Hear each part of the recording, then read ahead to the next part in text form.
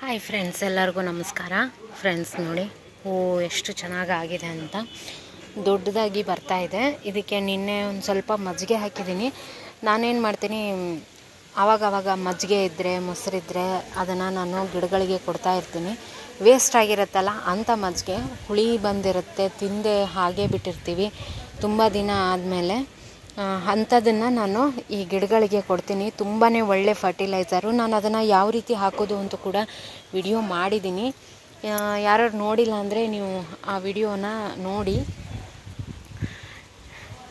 ಹೂಗಳು ತುಂಬ ಚೆನ್ನಾಗಿ ಬರುತ್ತೆ, ಗಿಡಗಳು ಕೂಡ ಗ್ರೋತ್ ಚೆನ್ನಾಗಾಗುತ್ತೆ. ಆಮೇಲೆ ಸ್ವಲ್ಪ ಏನಂದರೆ ಹುಳ ಹತ್ಕೊಳೋದು ಕಡಿಮೆ ಆಗುತ್ತೆ. ಮಣ್ಣಲ್ಲಿ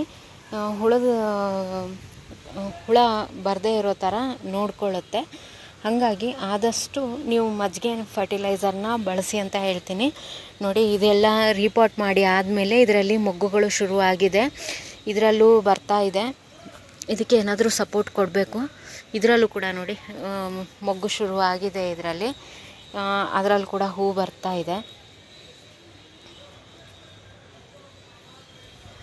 ಆ್ಯಸ್ ಯೂಶ್ವಲ್ ಅದರಲ್ಲಿ ತುಂಬ ಚೆನ್ನಾಗಿ ಹೂಗಳಾಗಿದೆ.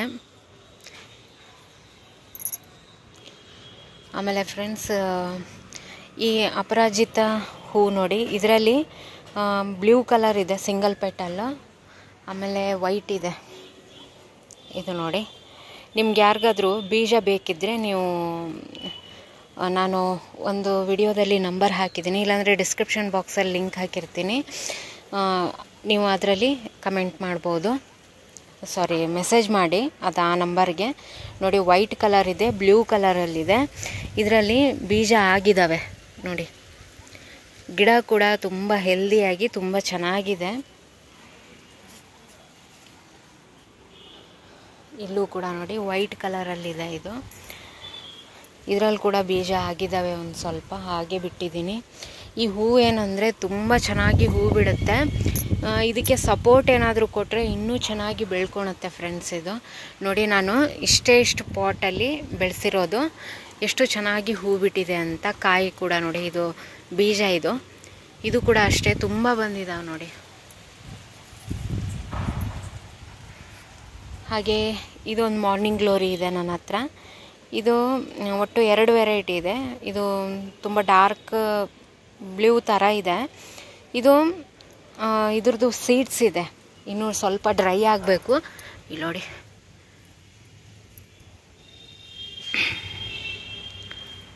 ಇಲ್ಲಿ ಒಂದಿಷ್ಟು ಒಣಗಿದೆ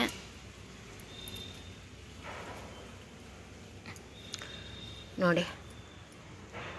ಈ ಥರ ಇದೆ ಸೀಡ್ಸು.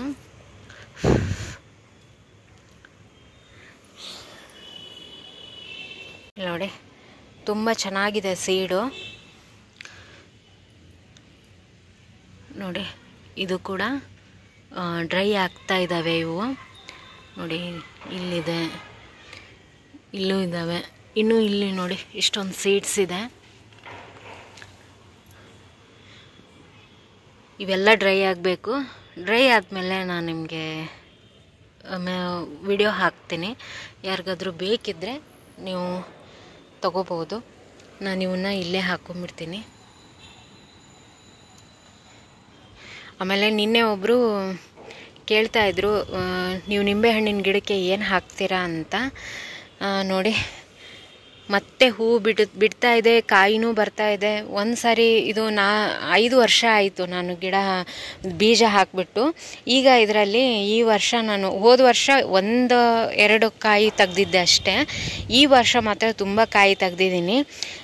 ಈಗ ಇದು ಇರೋದು 20 ಲೀಟ್ರ್ ಬಕೆಟಲ್ಲಿ. ಇದಕ್ಕೆ ನಾನು ಹೆಚ್ಚಾಗಿ ಕಿಚನ್ ಕಂಪೋಸ್ಟನ್ನೇ ಜಾಸ್ತಿ ಹಾಕೋದು.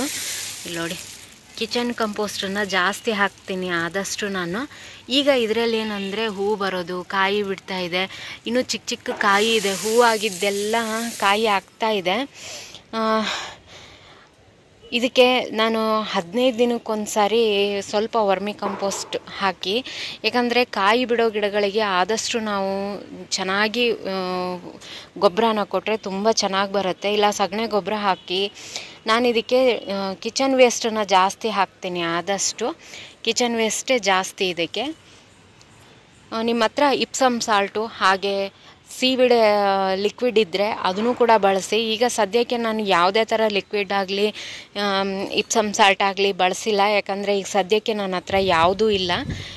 ನಾನು ಈಗ ಸದ್ಯಕ್ಕೆ ಕಿಚನ್ ವೇಸ್ಟನ್ನು ಹಾಕ್ತಾಯಿದ್ದೀನಿ. ಆದಷ್ಟು ನಿಮ್ಮ ಹತ್ರ ಇದ್ದರೆ ನೀವು ಅದನ್ನು ಯೂಸ್ ಮಾಡ್ಕೊಳ್ಳಿ. ಆದಷ್ಟು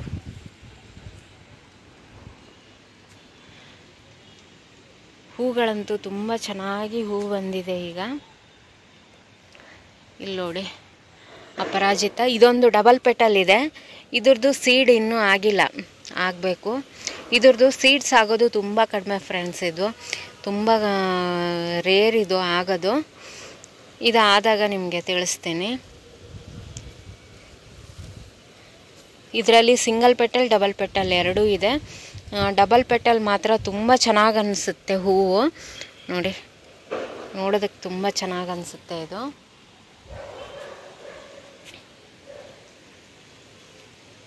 ಈ ವಿಡಿಯೋ ಇಷ್ಟ ಆಗಿದ್ದರೆ ಒಂದು ಲೈಕ್ ಮಾಡಿ ಫ್ರೆಂಡ್ಸ್. ಇನ್ನೂ ತನಕ ನನ್ನ ಚಾನಲ್ ಸಬ್ಸ್ಕ್ರೈಬ್ ಮಾಡಿಲ್ಲ ಅಂದರೆ ದಯವಿಟ್ಟು ಸಬ್ಸ್ಕ್ರೈಬ್ ಮಾಡಿಕೊಂಡು ವಿಡಿಯೋಗಳನ್ನು ನೋಡಿ ಸಪೋರ್ಟ್ ಮಾಡಿ ಅಂತ ಹೇಳ್ತೀನಿ.